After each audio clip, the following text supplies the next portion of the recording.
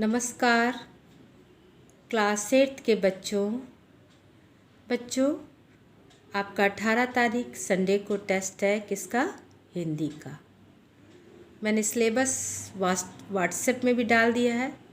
हो सकता है आपका जो सिलेबस लिखा है थोड़ा सा आपको ना समझ में आ रहा हो, तो बच्चे व्हाट्सएप में ज़रूर देख लें, ठीक है। अब मैं ऐसे भी एक बार आपको बता रही हूँ। देखिए, online test first mid term का जो सिलेबस का पहला आपका पाठ आएगा ध्वनि। क्या आएगा? ध्वनि। दिख रही है आपको? ध्वनि कविता है और पाठ का नाम क्या है आपका? ध्वनि। और कवि का नाम क्या है, या कह सकते हो रचयिता का नाम क्या है? सूर्यकांत त्रिपाठी निराला। अच्छे से पढ़िए। मैं केवल आपको इसलिए नहीं बता रही हूँ, दिखा रही हूँ कि बस आप देख लीजिए। आप ध्वनि कैसे लिखते हैं देख लीजिए। आप कवि का नाम देख लीजिए कैसे लिखा है, कहाँ पे कॉमा लगा है, कैसे लिखना है। त्रिपाठी, सूर्यकांत, निराला। इससे 2 क्वेश्चन तो आपके रखे ही रखे हैं ऑब्जेक्टिव टाइप क्वेश्चन में। हिंदी में बोलते हैं एक क्वेश्चन आपका सही गलत का आएगा, ट्रू फॉल्स, और एक आपका आएगा कौन सा? बहुविकल्पीय। विकल्प दिए होंगे और आपको उसमें से एक सही चुनना होगा। फिर दूसरा पार्ट है आपका लाख की चूड़ियाँ। ऑनलाइन टेस्ट फर्स्ट में आएगा ये मिड टर्म। पाठ का नाम लाख की चूड़ियाँ और लेखक का नाम कामता नाथ। ये लेखक कहे जाएंगे क्योंकि ये गद्य पाठ है। जो कविताएं होती हैं उसमें रचनाकार, रचयिता बोलते हैं, लेकिन जो गद्य की चीज़ें लिखी जाती हैं जैसे कोई कहानी, कोई लेख, तो वो लेखक होते हैं, लेख होता है। तो इसके लेखक कौन है? कामता नाथ। हो जाना चाहिए, मैं याद करवा रही हूँ साथ में आपको। फिर पाठ 3 है बस की यात्रा। क्या नाम है? बस की यात्रा। ये किसने लिखा है? हरिशंकर परसाई ने। किसने लिखा है? हरिशंकर परसाई ने। तो ये आपके 3 पाठ हैं और बाकी जो ऑनलाइन टेस्ट 2 होगा उसका सिलेबस मैं आपको बाद में लिख दूंगी, इसकी टेंशन आप मत लीजिए। अब आया भारत की खोज।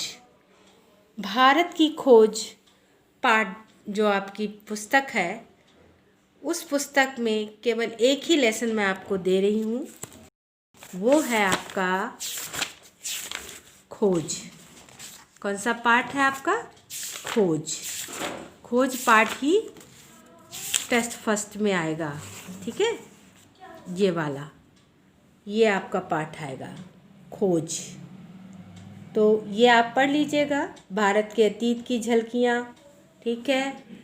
और इस तरह से मोहनजोदड़ो की इतना, ये देखिए सब लिखा हुआ है, ये पढ़ लीजिएगा, समझ लीजिएगा। उसके बाद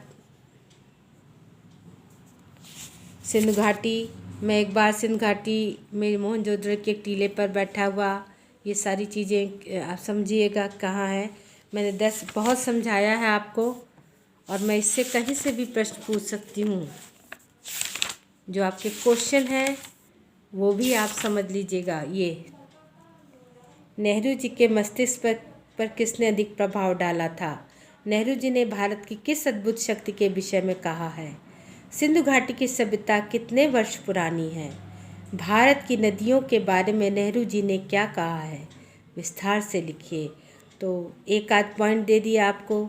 सिंधु घाटी की सभ्यता कितने साल पुरानी है उस सन याद रखिए, है ना।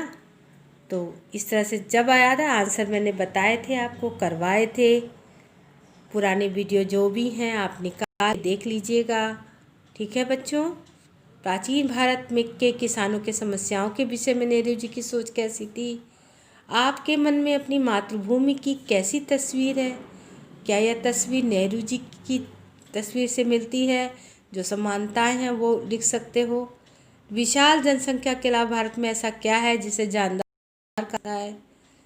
सांस्कृतिक विरासत से क्या तात्पर्य है, इसका सिंपल छोटे छोटे शब्द पूछ सकती हूँ। और ऐसे देख सकती हूँ कि दंत कथा शब्द का अर्थ क्या है, या मैं लिख दूँ कि दंत कथा शब्द का अर्थ किंवदंती है। तो आप सही है गलत है तो आप सही, अगर आपको अर्थ आता होगा तो आप सही का निशान लगा देंगे, है ना।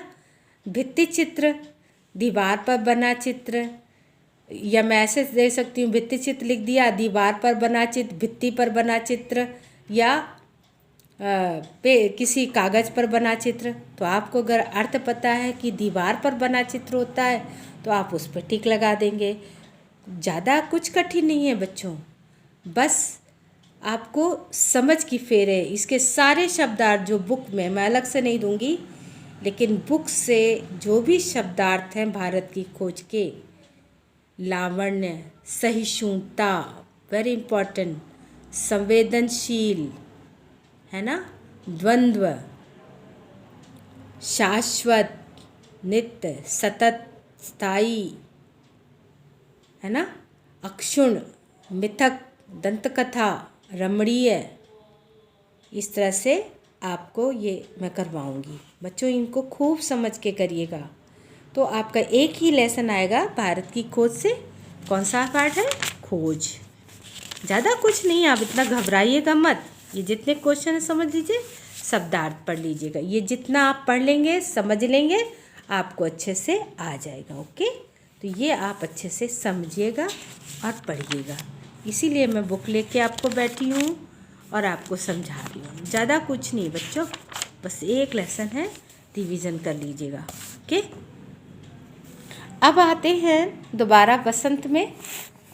बसंत में मैं आज आपको पाठ ध्वनि पढ़ा देती हूँ और कल मैं आपको ला की चूड़ियाँ और बस की यात्रा करवा दूँगी। ठीक है, तो इसमें आप आ जाएं। अभी न होगा मेरा अंत। पाठ का नाम, लेखक का नाम बार बार बोल रही हूँ। ध्वनि शब्द कैसे लिखा जाता है याद रखिए, है ना। प्रत्युष शब्द का अर्थ बताइए। शब्दार्थ सबके इम्पोर्टेंट हैं।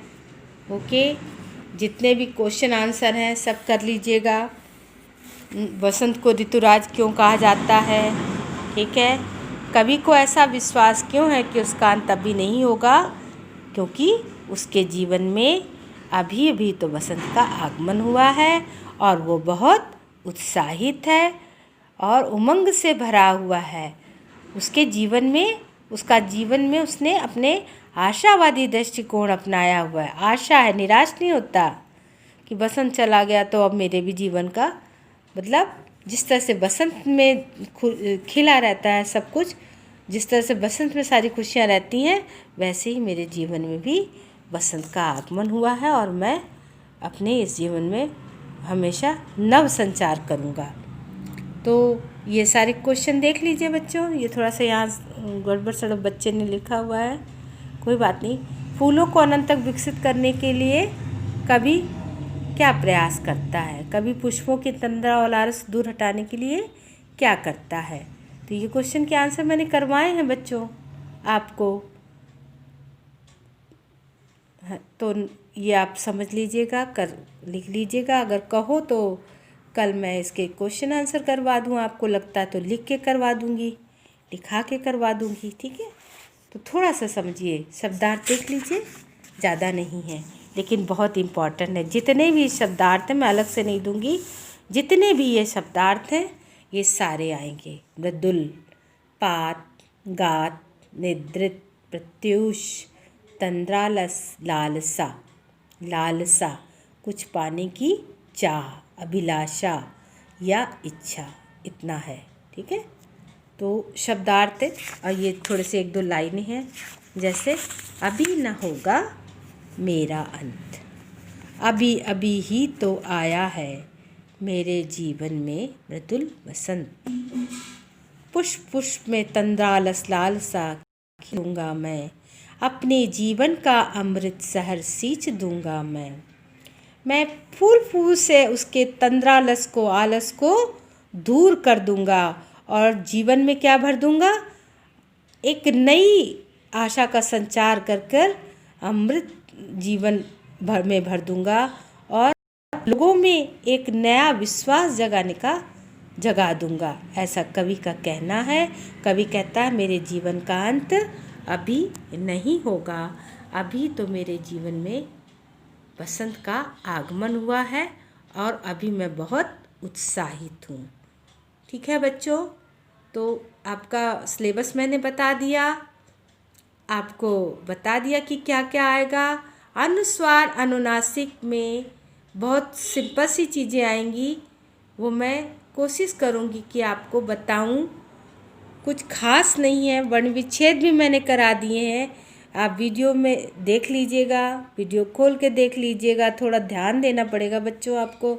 हिंदी का जो भी सिलेबस है उससे अगर नहीं होगा तो मैं एक बार आपको कोशिश करूँगी कि मैं आपको बता दूँ, समझा दूँ। ठीक है, तो ये लेसन आपको है, शब्दार्थ है। शब्दार्थ पढ़ लीजिएगा, पाठ का नाम समझ लीजिएगा, नीचे पीछे के क्वेश्चन आंसर को ध्यान से रख लीजिएगा, तो आपको ये सब समझ में आ जाएगा। ठीक है, जैसे ये है आपका कौन सा पाठ था, लाख की चूड़ियाँ। पाठ का नाम और लेखक का नाम याद हो गया आपको, है ना? तो ये आप पढ़ लीजिएगा। बचपन में लेखक मामा के गाँव चाव से क्यों जाता था और बदलू मामा को मामा ना कहकर बदलू काका क्यों कहता था। ये तो सिंपल सी चीज़ है। अब ये वस्तु विनिमय वाला भी देखिए, बहुत इम्पोर्टेंट है। वस्तु विनिमय क्या है, विनिमय की प्रचलित पद्धति क्या है, मशीनी युग क्या है, ये क्वेश्चन सब कराए थे, तो इनको अच्छे से समझ लीजिए, कर लीजिएगा। ओके, इसके शब्दार्थ बहुत इम्पोर्टेंट है, शब्दार्थ पढ़ लीजिएगा अच्छे से। ओके, चलो कल देखती हूँ, थोड़ा और संभाल के रखूँगी तो आपको एक और वीडियो में समझा दूँगी। ओके बच्चों, ओके बच्चों, नमस्कार बच्चों।